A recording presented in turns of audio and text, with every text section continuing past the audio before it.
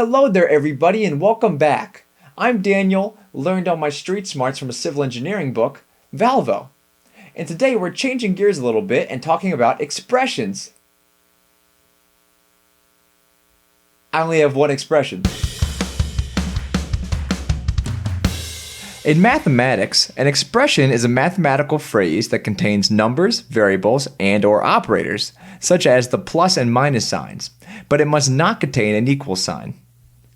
Recall that a variable is a letter or symbol used in place of an unknown quantity. So for example, x plus 5, 3m minus 2, a divided by negative b, 44k, and 59 plus negative 3 are all expressions. Sometimes we might be able to use an expression to find out the quantity of a variable, and sometimes the variable is just inherently an unknown quantity. Let's do an example. When Georgia runs, she